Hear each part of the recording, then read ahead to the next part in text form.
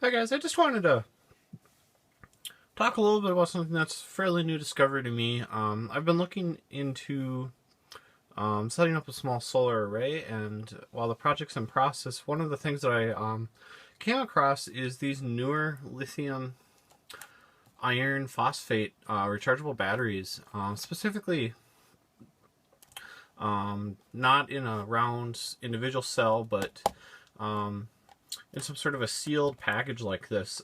These things are surprisingly inexpensive compared to some of the other options out there.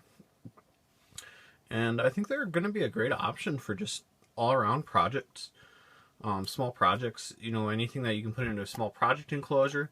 They essentially make these to be, there's small electrical differences, but they essentially make these to be drop-in replacements for the older style lead acid batteries, such as this one. But the advantage is, of course, they can make it either a lot smaller or they can put a lot higher capacity in it. For reference, this lead acid one is about 3-4 times heavier than this newer style, to give you an idea of how much is actually in here. And I think one of the biggest advantages of a style like that is they actually have battery monitored on a cell level inside these packs. So there's a few cells down below. I think it's like this particular case, I think it's like a 4x2. But unlike these 18650s, and they are a slightly different form factor, this actually has a separate PCB battery monitoring circuit in here. And I think it's called a BPS, or I'm sorry, BMS. And what that means is it's going to automatically cut off if you get to a lower voltage or high voltage. It also has some sort of a thermal cutoff. The nicer ones will have a low thermal cutoff. So if you were to have this in an outdoor environment, like it gets below freezing, while these batteries can survive that, it's usually better not to be trying to charge them while they're below freezing. But overall, these seem to be great for just general purpose project making. Now, there's a huge discussion about how these are the preferred chemistry for solar as well. Long story short, they're just a little bit less volatile. You can get a lot more charge cycles out of them. I think this cheap one here is rated at 2,000 cycles, would give you 80%. But some of the other ones are rated at 4,000 cycles at 80%. And of course, you can degrade them a little bit further if you want, and maybe get 5-10,000 charge cycles out of them. So something like a remote box hooked up to a single solar panel or whatnot in a weather-tight enclosure seems to be a really good option for that. Couple reasons why some of these other options aren't all that great. So here's your traditional 18650. Obviously these are all reused, but my main complaint with them is that not only do you have to have some sort of auxiliary charging circuit that's relatively intelligent, something like this is going to monitor the charge rate, and it's also going to watch the voltage, and by the time you get a good one like this, they end up being relatively expensive. It is kind of nice because they'll give you a lot of detail on your batteries, and they're good for determining the actual capacity of reuse cycles like this. But again, at least to me, it seems like you end up having to either buy a fairly expensive charger, or you have to pull the cells out individually to charge them, or have some other set-top charging device. And then these are also a little bit more volatile. And again, if you were to make a pack out of these, you're going to have to worry about spot welding them. And they either are just going to have that simple thermal cutoff internally, or you're going to have to add some sort of auxiliary battery monitoring circuitry to these. Granted, you can get these things for, maybe 50 cents to $1 a piece nowadays. Traditional lead acid is relatively tried and true.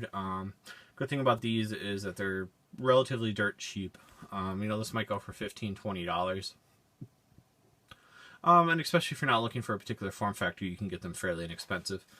However, You have all the drawbacks of the lead acid, especially if it's not a sealed battery. This one is something that would come out of like a, I think this either came out of UPS or like some sort of a starter for a lawn tractor or generator or something like that.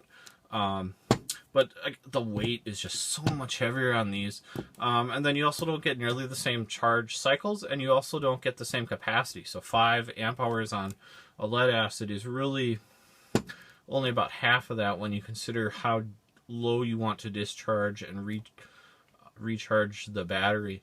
I think the rule of thumb is you should, when looking at lithiums where you can pretty much use the full capacity of the battery, you would divide this in half. So this would be equivalent to 2.5 amp hours on the lithium batteries, such as this one. So really, this is giving you, I don't know, maybe 3 times the capacity in a much longer lived battery as well.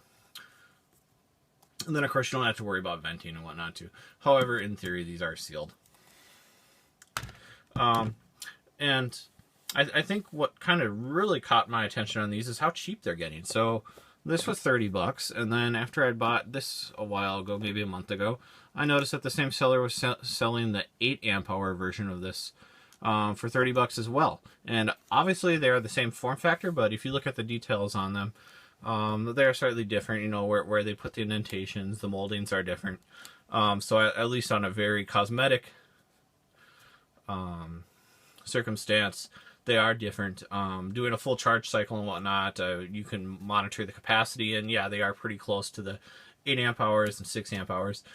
These probably just have higher capacity individual cells in them. I would suspect that over time these will degrade, as with this, but they might degrade a little bit quicker just because they're higher capacity cells. Yeah, but anyways, the trick to charging these suckers is you could just use an automotive charger, especially the ones that say they're for lithium.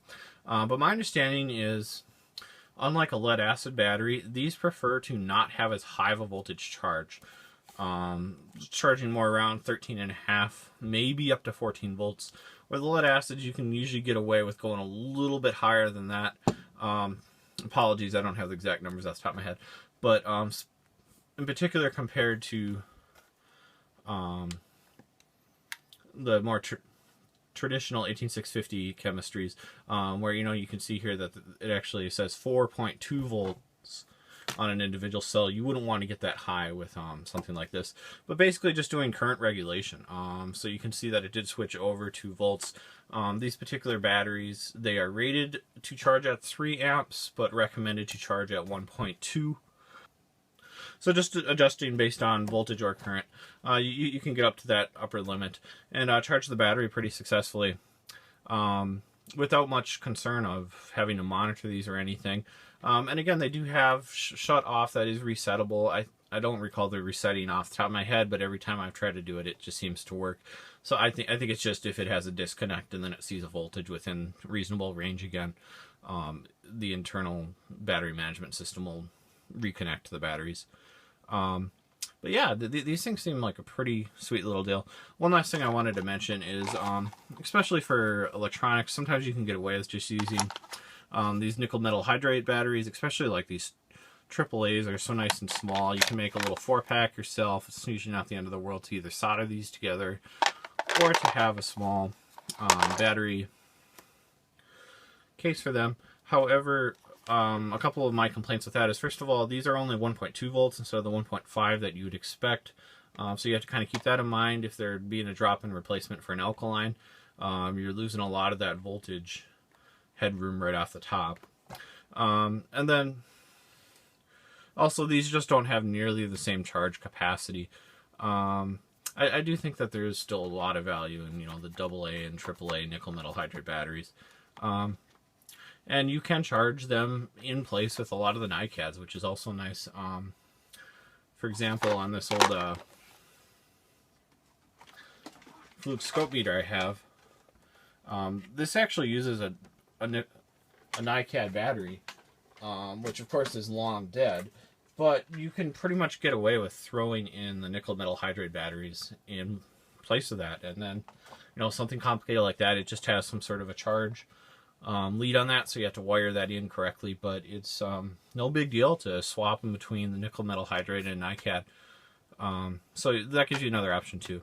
But really my intent here was just to kind of bring some attention to these newer lithium, iron, phosphate, rechargeable batteries. And I'd highly recommend, for, 20-30 bucks, check out these little packs. They're pretty cool for just the mobile applications. If any sort of test box setup, I think I'll be doing one on testing alternators in the near future with these. And as long as you're not worried about being able to pull out a ton of current at once, for maybe a half of what this would be able to provide, I think pulling 6 amps out of these, what they're rated to, momentarily. So nothing horrible for a rating, but as long as you can accommodate not having a ton of cold cranking amps like what you'd look for in a vehicle, these things are pretty robust, and I would highly recommend checking them out. Either way, thanks for checking out this video. Have a good night.